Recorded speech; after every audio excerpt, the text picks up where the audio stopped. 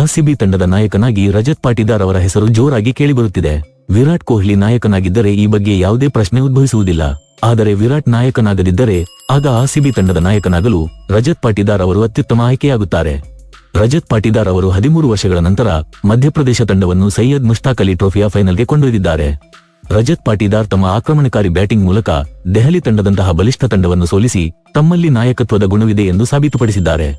RCB ತಂಡದ ನಾಯಕನಾಗಿ ಕುನಾಲ್ ಪಾಂಡ್ಯ, ಜಿತೇಶ್ ಶರ್ಮಾ ಮತ್ತು ಭುವನೇಶ್ವರ್ ಕುಮಾರ್ ಅವರಂತಹ ಆಯ್ಕೆಗಳು ಇದ್ದರೂ ರಜತ್ ಪಾಟಿದಾರ್ ಅವರು ಇವರೆಲ್ಲರಿಗಿಂತ ಉತ್ತಮ ಆಯ್ಕೆಯಾಗಿದ್ದಾರೆ.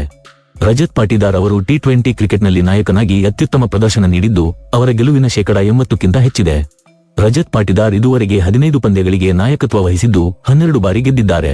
ಮಧ್ಯಪ್ರದೇಶ ತಂಡವು ರಜತ್ ಪಾಟಿದಾರ್ ಅವರ ನಾಯಕತ್ವದಲ್ಲಿ ಅತ್ಯುತ್ತಮ ಪ್ರದರ್ಶನ ನೀಡುತ್ತಿದೆ. ಅವರು ಸೌರಾಷ್ಟ್ರ ಮತ್ತು ದೆಹಲಿ ತಂಡಗಳನ್ನು ಸೋಲಿಸಿದ್ದು ಈಗ ಸೈಯದ್ ಮುಷ್ತಾಕ್ ಅಲಿ ಟ್ರೋಫಿ ಫೈನಲ್ನಲ್ಲಿ ಮುಂಬೈ ತಂಡವನ್ನು ಎದುರಿಸಲಿದ್ದಾರೆ. ರಜತ್ ಪಾಟಿದಾರ್ ಬ್ಯಾಟಿಂಗ್ ಮತ್ತು ನಾಯಕತ್ವ ಎರಡೂ ಅತ್ಯುತ್ತಮವಾಗಿದೆ. ಅವರ ಸ್ಟ್ರೈಕ್ ರೇಟ್ ಬಹಳ ಉತ್ತಮವಾಗಿದೆ ಮತ್ತು ಅವರು ಆರ್ಸಿಬಿ ತಂಡಕ್ಕೆ ಗೆಲುವು ತಂದುಕೊಡುವ ಸಾಮರ್ಥ್ಯ ಹೊಂದಿದ್ದಾರೆ. ವಿರಾಟ್ ಕೊಹ್ಲಿ ನಾಯಕತ್ವವನ್ನು ವಹಿಸದಿದ್ದರೆ ಆರ್ಸಿಬಿ ತಂಡವು ರಜತ್ ಪಾಟಿದಾರ್ ಅವರನ್ನು ನಾಯಕನನ್ನಾಗಿ ಮಾಡಬೇಕು.